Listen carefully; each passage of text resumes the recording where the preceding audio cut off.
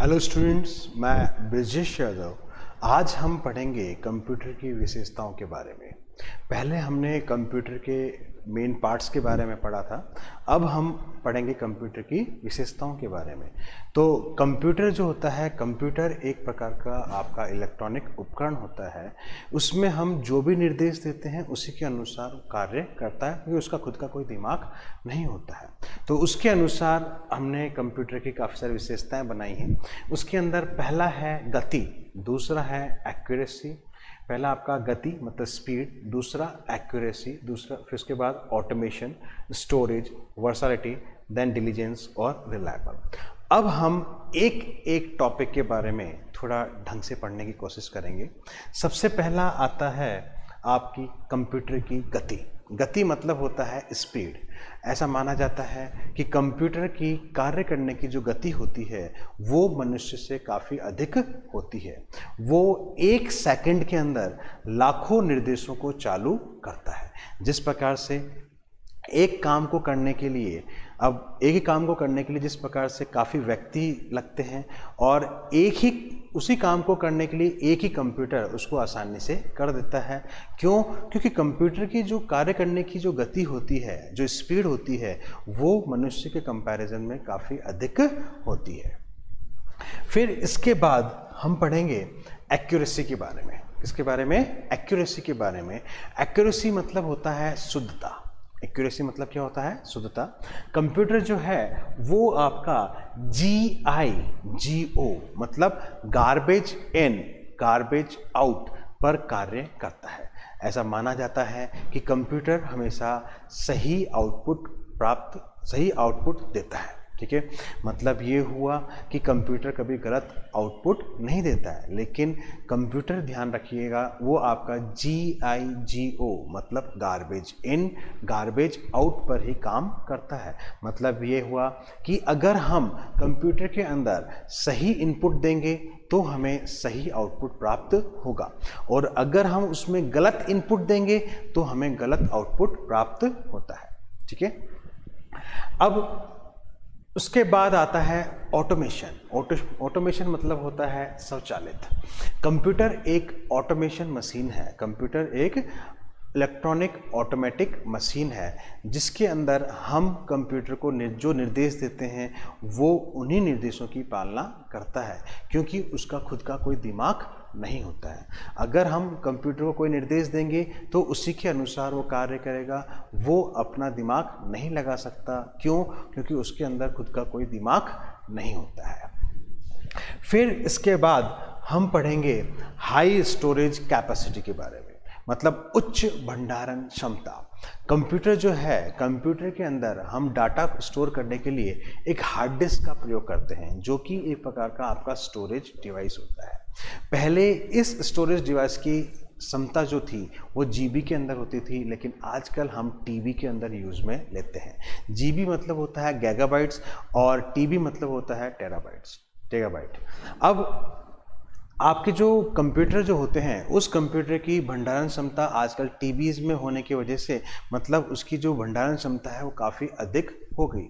एक ही कंप्यूटर के अंदर हम कई प्रकार के डाटा को, जैसे text file, image file, music files, पिक्चरें, या कोई भी आपके ऑफिस की जितनी भी फाइलें होती हैं वो भी हम उसमें स्टोर करना चाहें तो हम उसमें स्टोर कर सकते हैं।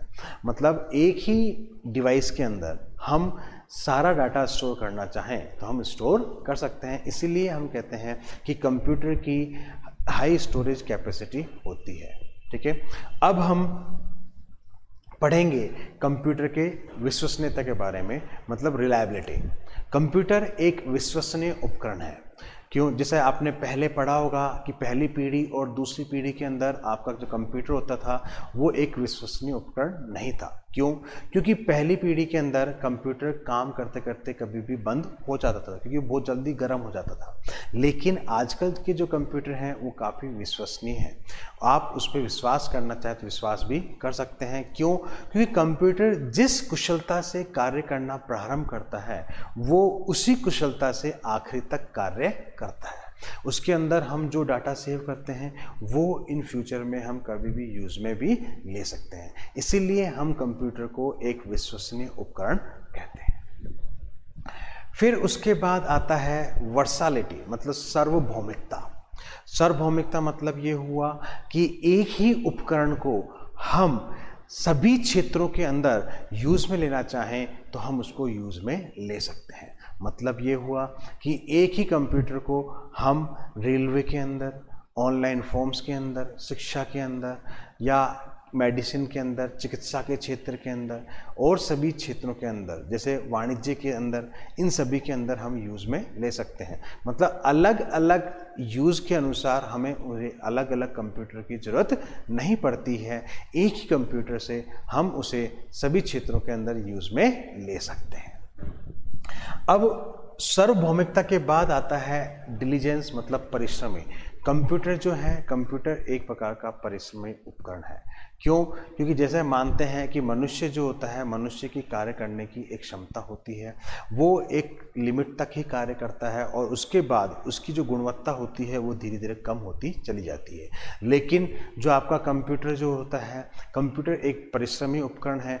मतलब ये हुआ एक इलेक्ट्रॉनिक उपकरण है, इसलिए वो काम करते वक्त थकता नहीं है। आप उसे चाहे कितनी देर भी अपन यूज़ में लेना चाहें, 1 घंटा, 2 घंटे, 3 दिन, 1 दिन, 2 दिन, 3 दिन, जितने दिन अगर अपन यूज़ में लेना चाहें उतने दिन भी हम इसको यूज़ में ले सकते हैं। इसलिए इसे एक प्रकार का परिश्रमी उपकरण भी कहते हैं। फिर उसके बाद आता है कंप्यूटर की सीमाएं। कंप्यूटर की सीमाएं कह सकते हैं या इसको लिमिटेशंस भी कह सकते हैं। कंप्यूटर की मुख्य दो सीमाएं होती हैं।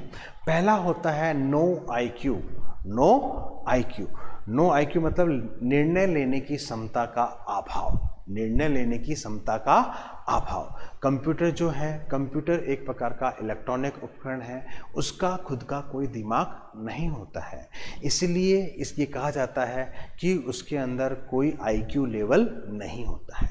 फिर दूसरा है नो फीलिंग्स।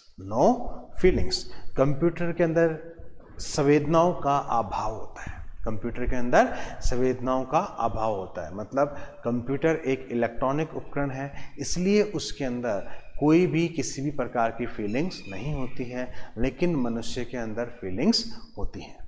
तो आज हमने पढ़ा कंप्यूटर की विशेषताओं के बारे में और उसकी सीमाओं के बारे में, मतलब कैरेक्टरिस्टिक्स और लिमिटेशंस के बारे में।